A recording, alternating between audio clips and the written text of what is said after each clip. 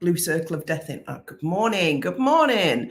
Right, I think we're live everywhere now. It takes a bit of time now to go live in all of the places.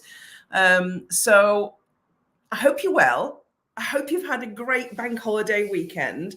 The weather was rubbish all weekend and it's sunny today. I don't know what it did where you were, but I had a really nice, relaxing weekend in just doing creative projects. And sometimes that's all you need to do and what you need to do to recharge yourself, to get back to your best self, I suppose.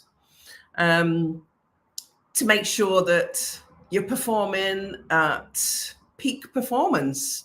And that's why I very often just take a weekend to do nothing other than what I want to do. Anyway, and actually that links into what I'm talking to you about this morning. So this morning, I'm going to be talking to you about how to build self-confidence. And I do genuinely believe it's a build. For those of you that are seeing me for the first time on TikTok or other platforms, I'm Mandy Nicholson. I'm the Creative Genius Consultant. I'm an artist. I'm an author.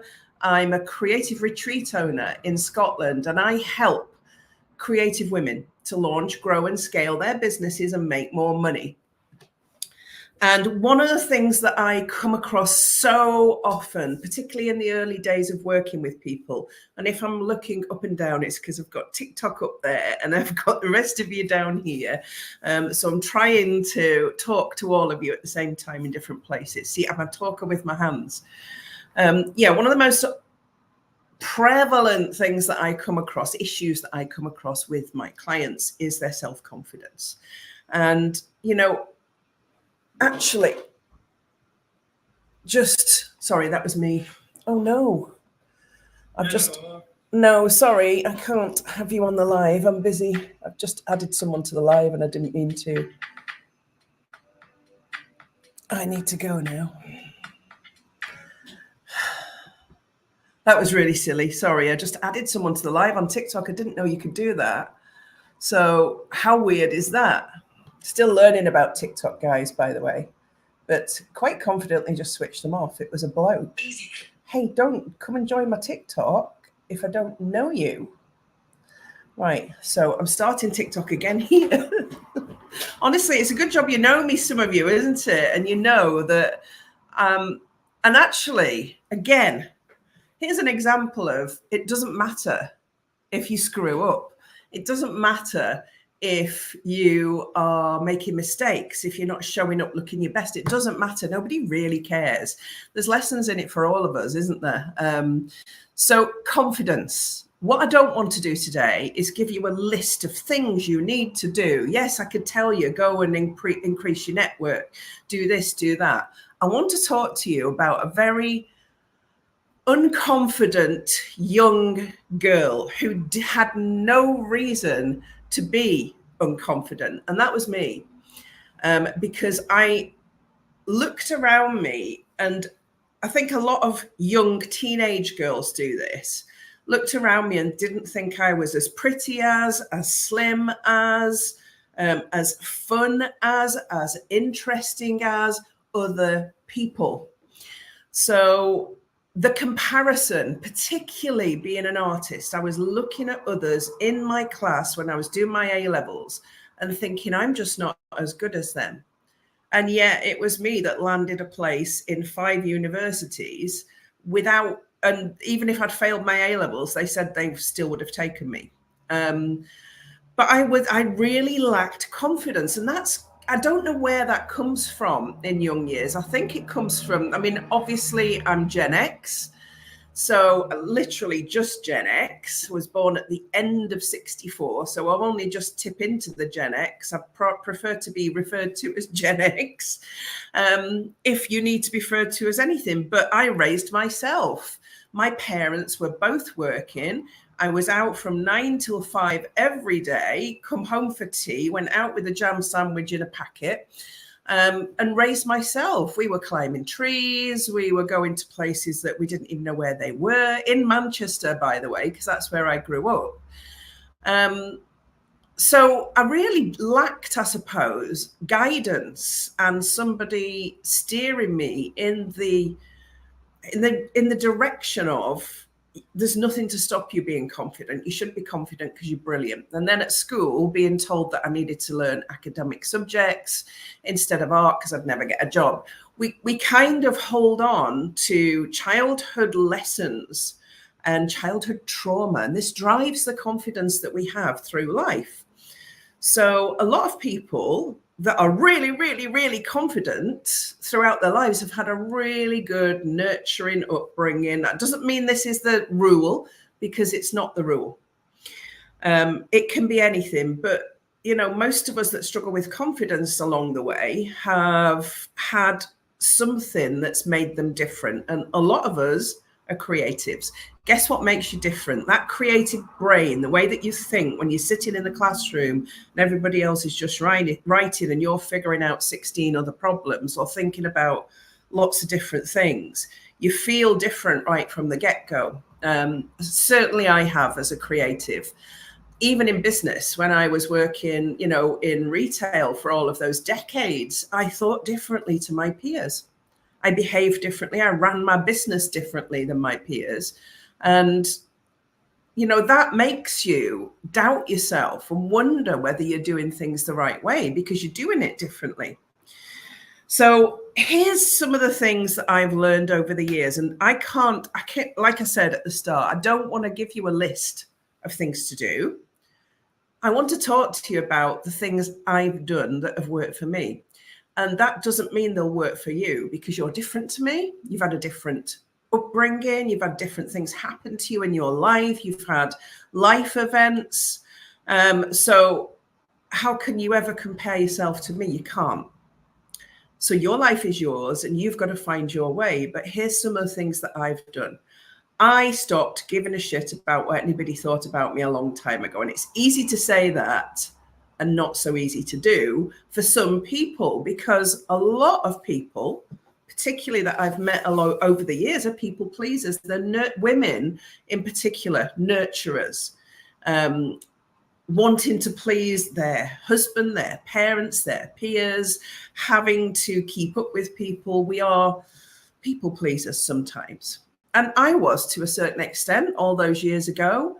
But I learned as a store manager when I was working in retail for all those years that actually you can't give a shit. If you want to be in business, you've got to look after the business that you're in.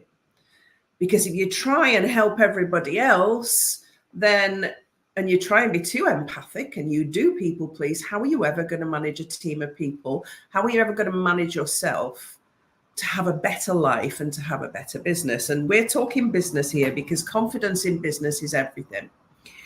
So there are things I do to be confident. I'm sitting on this live today with hair and makeup done, and I only just made it because I've got to set it up in 3 places because I literally finished drying my hair 2 minutes before 11, because I would never show up. I'm saying never. Yesterday I did a live with no makeup on and my hair a bit of a mess just for a TikTok story, because I think it's important that people see like the everyday you as well as the groomed you. Believe me, at 1:30 this afternoon, I won't look like this because I'll have been out with the dogs. My hair will be all over the place and I'll be sweaty because I've done a long walk outside and it's hot today. So that's why I'm filming this in the morning before I go out on the dog walk.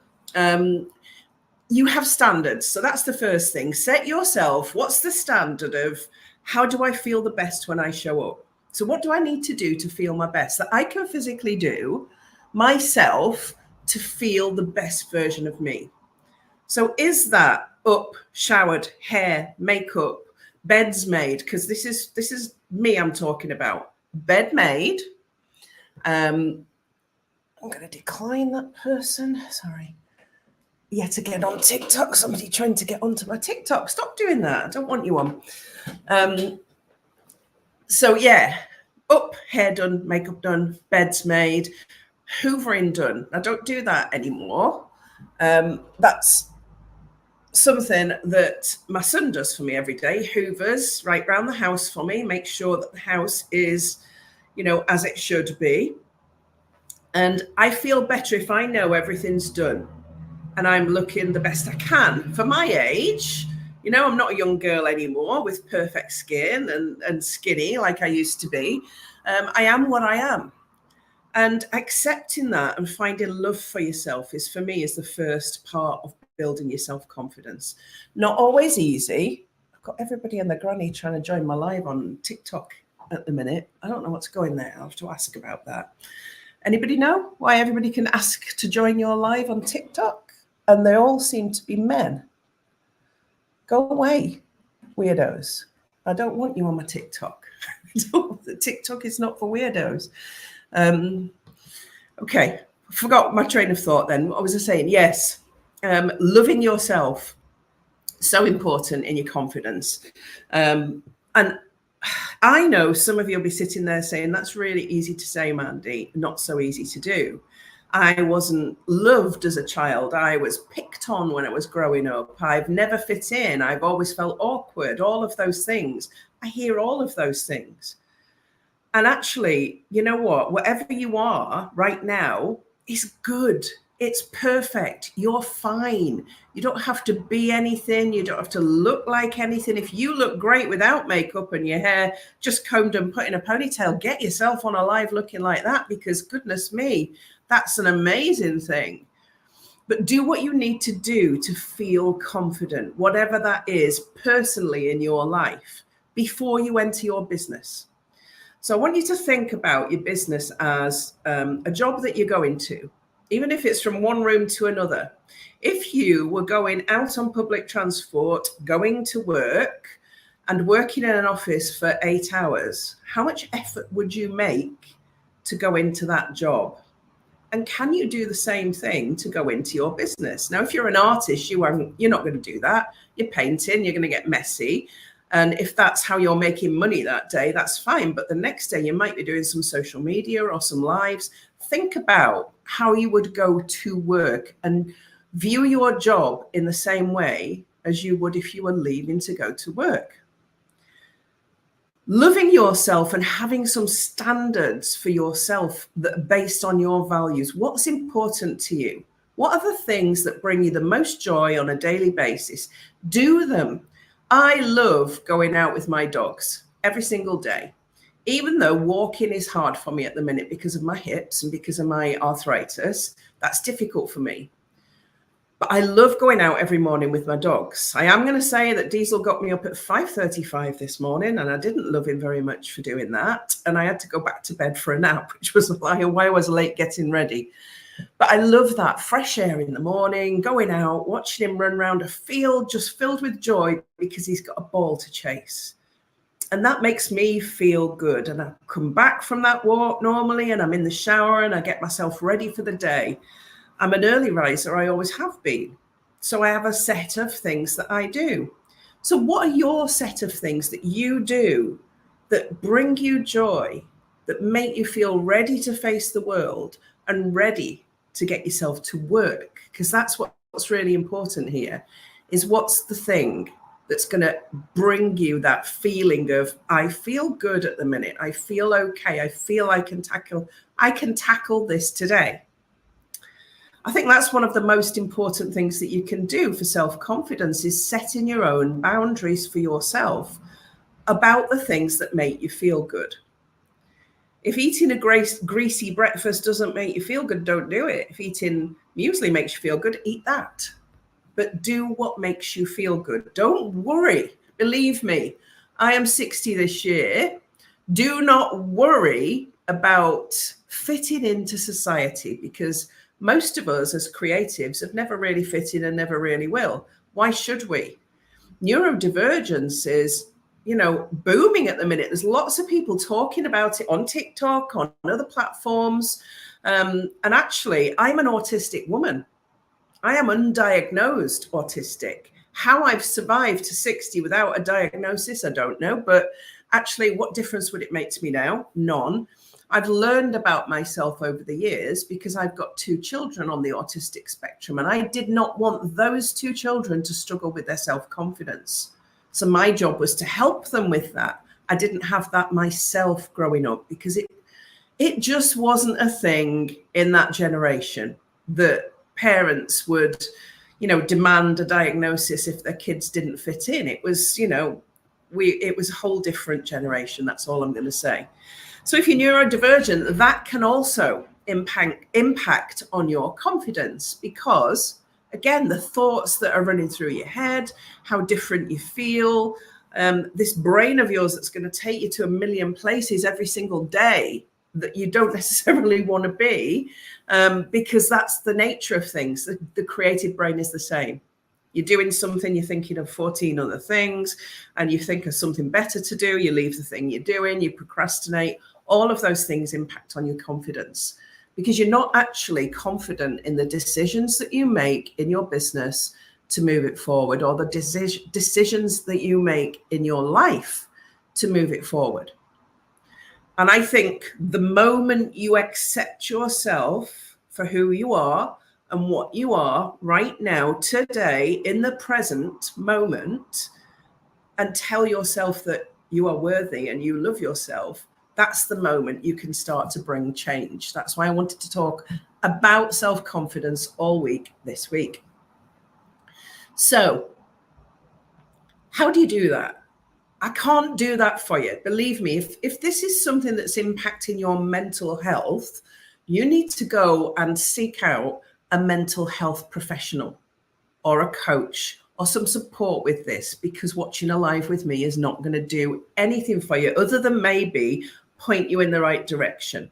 Because if that's how you're feeling and you're really struggling with it, there's a lot of confidence coaches out there that can help you with your self-confidence.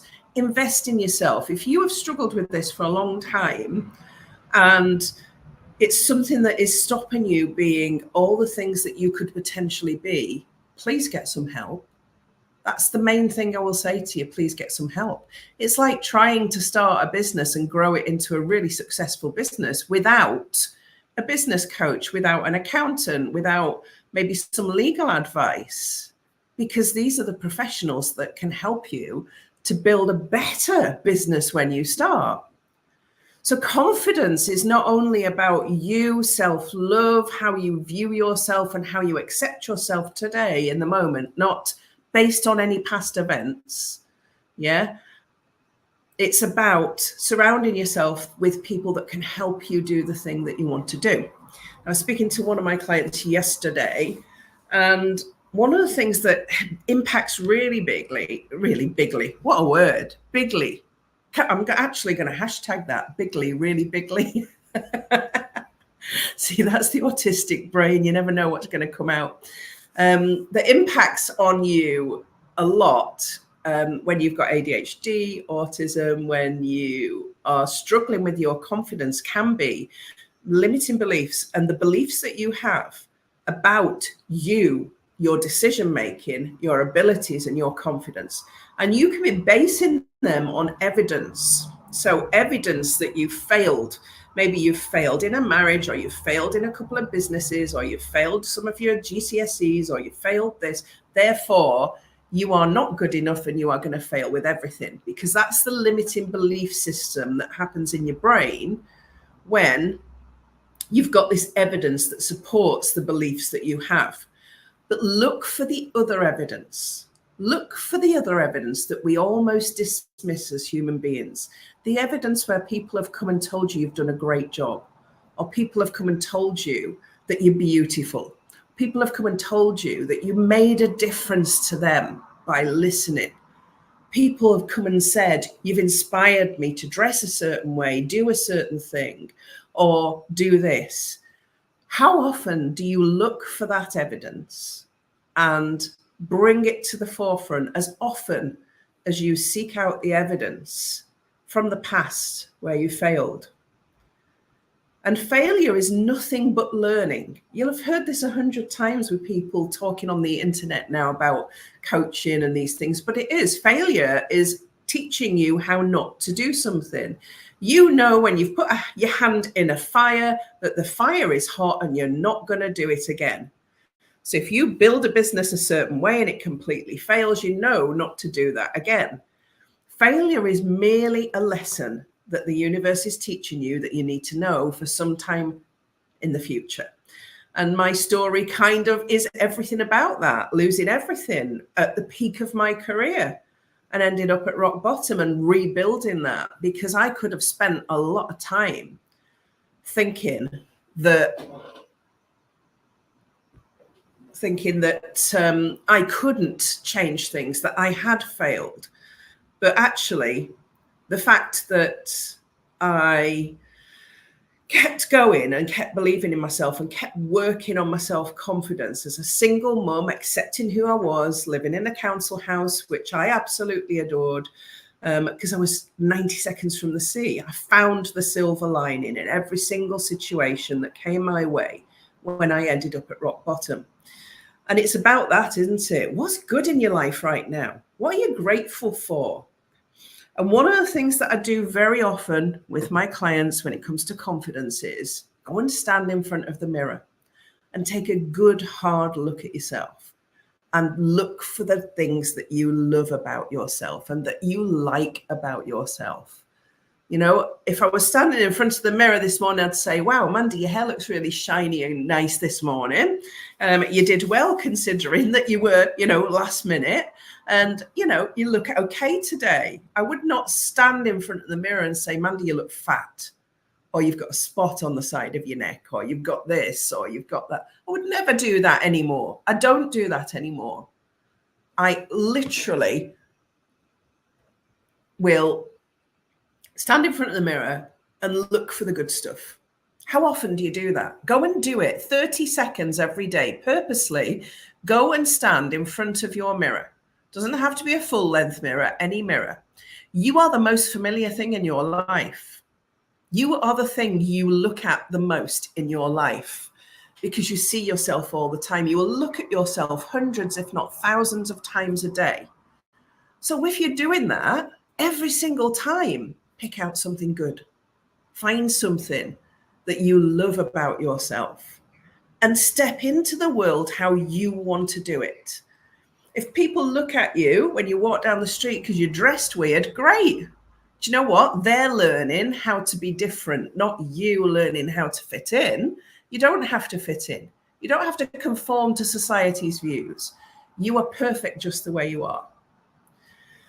I'm passionate about confidence, and I could have given you that list today to say, here's 7 tips for self-confidence. Make sure you've got a good network. Make sure that you groom yourself and that you look. I could have given you a list of things to do to improve your self-confidence, because it is a build. And I said that right at the start. Building self-confidence, it's a build. You build it, you learn, you get stronger every day. And believe me, by the time you get to my age, you literally don't give a shit about all the things that you gave a shit about when you were younger. None of them matter. You look back at the photos from them and realize how bloody great you looked. So you still look great today. You're just different, maybe older, maybe fatter. I don't care. It doesn't matter. But you've lived your life. And you've spent all that time in angst in those days where you're looking back now and thinking, by Christ, you look good. So stop thinking that you don't, because you do. That's the key today that I want you to take away. You are perfect just the way you are. And how do you apply that to your business? Confidently making decisions. It's one of the, because decisions are risky in business. Every single time, whatever you decide to do, there's a risk of it not working. Every single time you make a decision. So if you're already doubting your decision making because of past events, past trauma, past history, the proof, the limiting beliefs, then when you get into business and you start making decisions in that business and they don't necessarily work, then for you, if you've got limiting beliefs, that's more proof that you're not good enough. So if you're feeling like that, I cannot stress enough, get some help. Because how are you going to figure it out on your own if you haven't already done so? How do you figure out how to be more confident if you haven't done it already? Question mark. Get some help. Get some help from the government. Go to the NHS. If there's a barrier there, how do you find help without getting it from the NHS? Can you find a coach? Can you find a group of people that are going to help you feel better. Now, this isn't on TikTok, but I'm going to tell you now the final thing, because I want you to sign up if you fancy coming. The things that tested my confidence the most, okay? And this is the thing that has probably been the most scary for me over the past few years, and how it's tested my confidence the most. So I got a call in February of last year from Four in a Bed. All right, the TV program on Channel 4 in the UK. I know it streams on other platforms as well, but it's Channel 4 in the UK, Four in a Bed. It's one of their most popular programs. It's got a viewership of around 1.3 million. So a lot of people are going to see that, and everybody's got an opinion on the program. And I got a call saying, we'd really like you to come on the program. We've had a look at your website and your reviews, and your place looks really unique and really different. Would you like to come on Four in a Bed? And I was like, I've always been this way. I'll say yes to every opportunity that comes up just to see where it goes. So I was like, okay, yes, I'll do it. So that was that. And then within a couple of weeks, they were here interviewing me. So you pre-interview. So they do a pre-interview with you. I did mine in the art studio because I said, let's do it in the art studio. And then you've got 2 full weeks of long days filming, 18 hours a day filming. And here's the thing, I had no control over what I will look like on that camera, on that program, no control. It's like biggest going out of my comfort zone that I have ever done in my life. Because with a video like this, I can do my hair and makeup. I can wear something that suits me. I can show up in a way that I can control, but I had no control.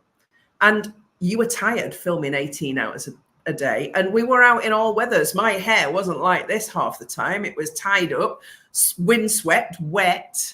We were in all weathers in 4 different areas of the country. So I didn't just step, I leapt out of my comfort zone and just said yes.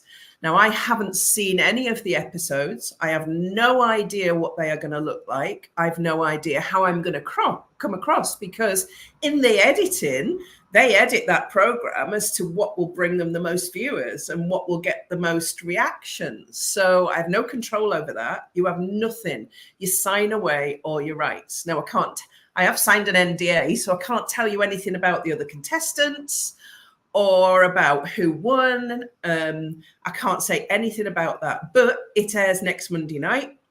So from next Monday for 5 nights on Channel 4 at 6 p.m, you will see me and my friend Suzanne on Four in a Bed.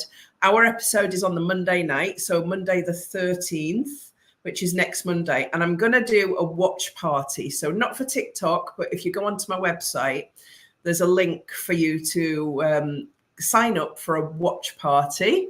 So come and join me in my house at 6 o'clock, Monday the 13th. If you sign up for the sign up for the watch party, then I will send you out a Zoom link, and I'm going to have the laptop in the living room watching it with me. So you'll see my reactions, because I have not seen it. Yeah. And you'll see my reactions to the program. I'm probably like this, but it's too late. It's going out to 1.3 million people, and there's nothing I can do about it now. It is what it is, isn't it? So, but if you want to come and watch with me, join the watch party. Everybody will be on mute. We'll just watch it together. That should be hilarious, if nothing else. Absolutely hilarious. But hey ho. And the reason I've mentioned that at the end here, there's nothing in that, is that, other than come and watch it with me. I'm not trying to sell you anything, but it was about my confidence. That was the biggest challenge to my self-confidence. I mean, I've done Fox TV in the US before, but it was via Zoom. So it was on a screen like this. Again, I could control it. Yeah, this is not. We are climbing up hills in the pissing rain. We're doing all sorts of activities outside. We're in different places. It's an uncontrollable thing. So, yeah, I think if I can do that as 58-year-old woman last year with arthritis that was hobbling around and, overweight and putting myself on camera, which adds 10 pounds, then actually you can do anything, because that was the biggest, scariest thing to me. Absolutely the biggest, scariest thing. But watch us, it's going to put Dalmeet, and the reason I did it more than anything is it's going to put my town on the map. Little Dalbeattie in Scotland, that is on the west coast in a beautiful area, was me and the King's Arms. So the Art Bank and the King's Arms in Dalbeattie are going to get showcased on the telly. And I'm hoping it just brings more holidaymakers to this area so they can see how amazing it is. And that's the reason I said yes, really, and pushed myself outside my comfort zone. So what can you do today that will push you outside your comfort zone of your self-confidence? What can you do to feel more confident? Can you go and connect with somebody that you've wanted to connect with and have a conversation? Can you look in the mirror and tell yourself how amazing you are? Do all of those things. Believe me, if I can do it, an overweight 50-something autistic woman, you can do it. Okay? Thank you for watching today. I hope, like I said, I didn't want to give you a list today. I really didn't want to give you a list of things you can go and do to make you feel more self-confidence. I wanted to tell you some stories, give you some examples, and say, you know what, we're all the same. We stand shoulder to shoulder in this life. We really do. You are the same, and you're as good as the person you're standing next to any time in life. Do not compare yourself. They are no better than you because they've got money. They are no better than you because they've got fame. They're no better than you because you think they're more beautiful than you. You're not. You're the same. And they've probably got exactly the same insecurities as you. They're just better at masking them and not showing them. That's my view of the world anyway. So you're as good as everybody. Thank you for tuning in if you have. Sorry about the missed start on TikTok there, but we did it again. And I will see you all next week, where I'm going to be talking about 3 ways of launching your creative business, how to put together a launch. I mean, obviously, again, not a full training, but this is a place of ideas, confidence, and somewhere that you can come that's safe, where I'm actually going to help you. Thank you once again. I will see you next Tuesday, same time, same place, different topic. Bye for now. And now I've got to close 3 places, so bear with me. Goodbye, Facebook group. Goodbye, everybody on StreamYard. Lovely to have you.